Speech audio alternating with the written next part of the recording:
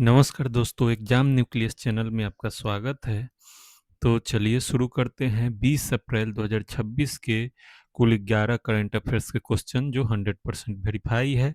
तो शुरू करते हैं क्वेश्चन नंबर 1।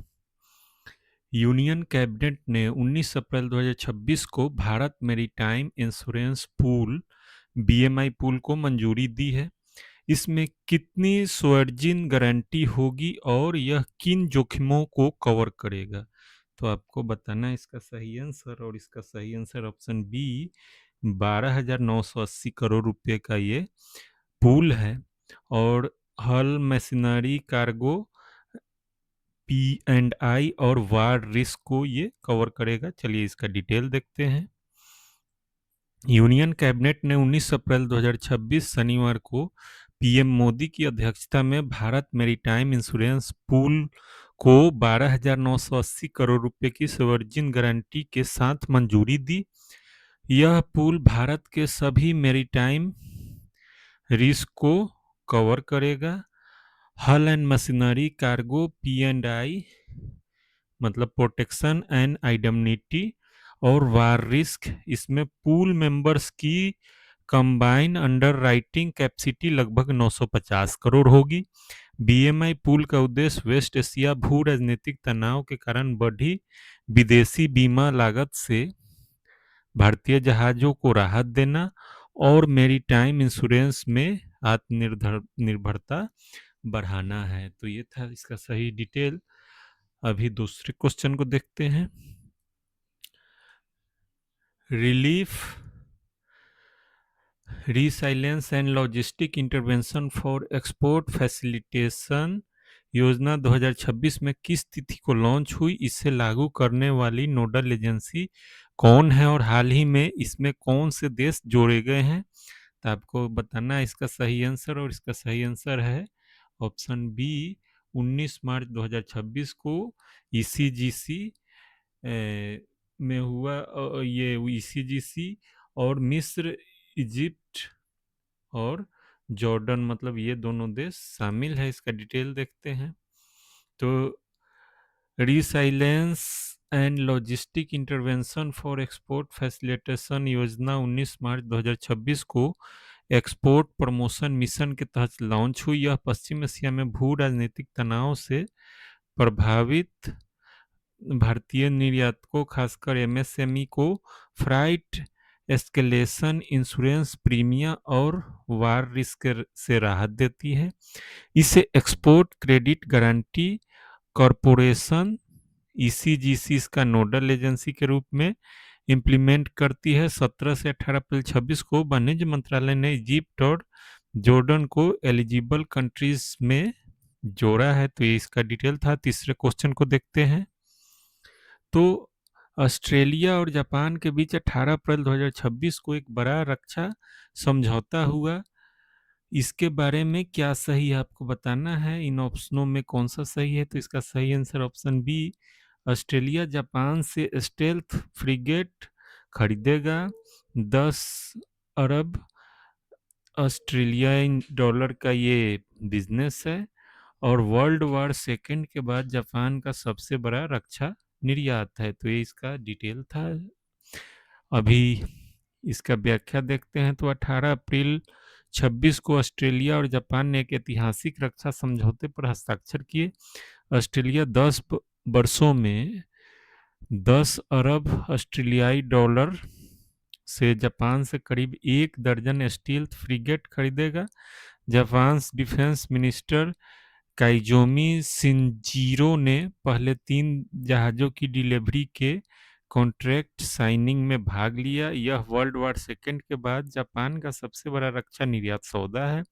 ऑस्ट्रेलिया के डिफेंस इंडस्ट्री मिनिस्टर पैट कोनरे ने कहा रॉयल ऑस्ट्रेलियन नेवी के लिए पीस टाइम में यह सबसे तेज अधिग्रहण है। तो ये इसका डिटेल था। चौथे क्वेश्चन को देखते हैं।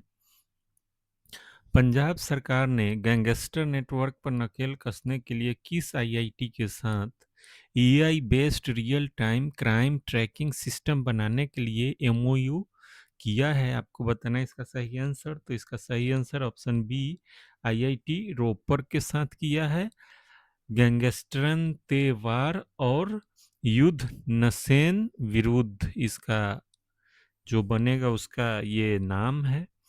और इसका डिटेल ये है कि पंजाब सरकार के सीएम भगवंत मान ने आईआईटी रोपर के साथ AI based real time crime tracking system बनाने का एमओयू किया है। IIT Ropar advance software develop करेगा जिससे डाटा एनालिटिक वॉइस रिकॉग्निशन और डैशबोर्ड बेस्ड मॉनिटरिंग होगी। इससे पंजाब पुलिस गैंगस्टर तेवार गैंगस्टरों के विरुद्ध और युद्ध नशेन विरुद्ध नशे के विरुद्ध कैंपेन को मजबूत करेगी। Data intelligence and technical support unit AIIMS Mohali में स्टेशन होगी। सिस्टम स्ट्रक्चर और अनस्ट्रक्चर्ड डाटा जैसे स्कैन पीडीएफ और हैंड रिटन रिकॉर्ड को एकीकृत करेगा। तो ये इसका डिटेल था। पांचवें क्वेश्चन को देखते हैं। ऑस्ट्रेलिया के नेशनल डिफेंस स्ट्रेटजी 2026 में भारत के बारे में क्या महत्वपूर्ण घोषणा की गई है? तो इसका सही आंसर है ऑप्शन बी, भारत को टॉप टियर सिक्योरिटी पार्टनर और नॉर्थ ईस्ट इंडियन ओशन में मोस्ट इम्पोर्टेंट डिफेंस पार्टनर कहा गया है। इसका डिटेल देखते हैं। तो ऑस्ट्रेलिया ने 2026 में अपनी नेशनल डिफेंस स्ट्रेटजी 2026 जारी की जिसमें भारत को टॉप टियर सिक्योरिटी पार्टनर और most important defence partner in the north east Indian ocean घोषित किया। रणनीति में 887 अरब यूएस डॉलर का दशक भर का निवेश प्रस्तावित है। North east Indian ocean Australia के समुद्री व्यापार मार्गों के लिए महत्वपूर्ण है जिससे क्रूड ऑयल, गैस और कोल का परिवहन होता है। यह भारत ऑस्ट्रेलिया क्वाड पार्टनरशिप और इंडो पैसिफिक सहयोग को और मजबूत करता है। तो ये इसका डिटेल था। छठे क्वेश्चन को देखते हैं। NSOMOSPI द्वारा जारी एनर्जी स्टैटिक्स इंडिया 2026 33वां संस्करण के अनुसार फाइनेंशियल ईयर 2024-25 में भारत की कुल प्राथमिक ऊर्जा आपूर्ति कितनी थी और नवीकरणीय ऊर्जा की संभावित क्षमता कितनी पहुंची? तो इसका सही आंसर ऑप्शन बी। और इसका डिटेल देखते हैं। तो नेशनल स्टैटिक ऑफिस ने ministry of statics and programme implementation के तहत एनर्जी स्टैटिक इंडिया 2026 का 33वां संस्करण जारी किया। FY 24-25 में भारत की total primary energy supply 932,816 kilo tons of oil equivalent रही, पिछले वर्ष से 2.95% अधिक है।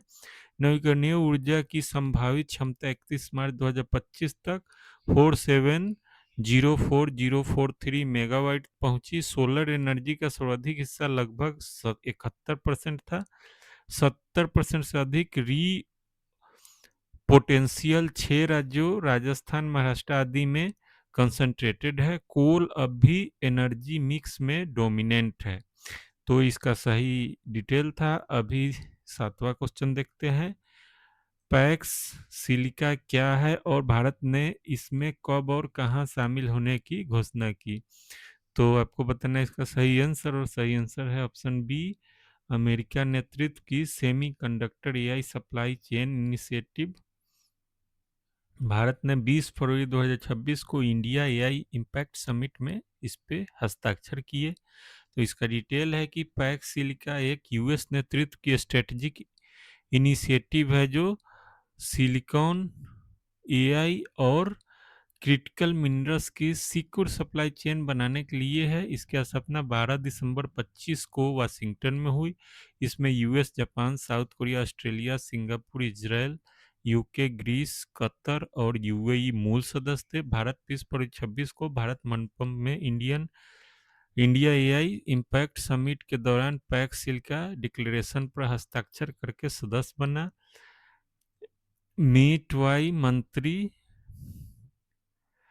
अश्वनी वैष्णव और US under secretary Jacob Hellberg इस मौके पर उपस्थित थे। पैक्स शांति सिलिका सिलिकॉन कंपाउंड इसका मतलब है पीस एंड सिलिका मतलब सिलिकॉन कंपाउंड है। तो 8वें क्वेश्चन को देखते हैं। Australia Japan steel frigates deal कितने जहाज खरीदने की है और इसका क्या ऐतिहासिक महत्व है? तो इसका सही आंसर ऑप्शन बी, करीब 12 जहाज खरीदे जाएंगे। और वर्ल्ड वॉर सेकंड के बाद जापान का सबसे बड़ा रक्षा निर्यात है। इसका डिटेल देखते हैं।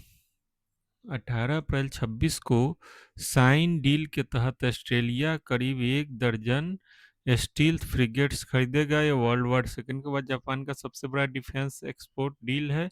ऑस्ट्रेलिया पहले 3 जहाज़ों को डिलीवरी कॉन्ट्रैक्ट पर हस्ताक्षर हुए। डील 10 साल में 10 अरब ऑस्ट्रेलियन डॉलर में होगा। यह जापान की डिफेंस एक्सपोर्ट पॉलिसी में बड़ा बदलाव दर्शाता है, जो पहले शांतिवादी संविधान के कारण बहुत रेस्ट्रिक्टेड था। यह इंडो पैसिफिक में चीन के प्रभाव को काउंटर करने के व्यापक प्रयास का हिस्सा है। 9वें क्वेश्चन को देखते हैं।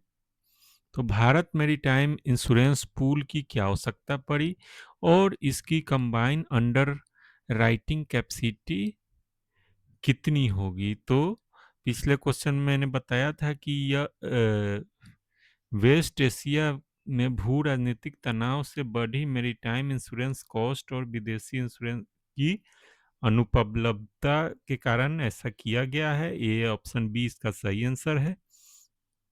डिटेल ये है कि बीएमआई पुल की आवश्यकता तब पड़ी जब वेस्ट एशिया में ईरान वार के कारण स्टेट ऑफ हॉर्मुज पर तनाव, ग्लोबल शिपिंग लाइंस ने रूटें बदली, फ्राइट रेट में 200 से 300% वृद्धि हुई। विदेशी इंश्योरर्स ने भारतीय जहाज़ों के लिए इंश्योरेंस की उपलब्धता घटा दी।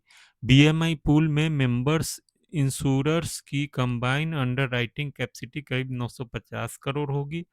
12,980 करोड़ की सोवर्जिन गारंटी एक्सट्रीम सिनारियो में फाइनेंशियल बैकिंग देगी। पूल का संचालन एक गवर्निंग बॉडी करेगी जो अंडर राइटिंग और क्लेम सेटलमेंट को देखेगी। तो ये था इसका डिटेल। 10वें क्वेश्चन को देखते हैं।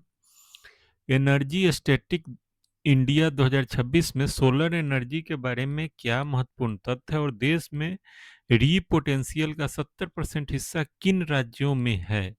तो इसका आंसर है ऑप्शन बी, सोलर का 71%। री पोटेंशियल में राजस्थान, महाराष्ट्र सहित 6 राज्य हैं। इसका डिटेल देखते हैं।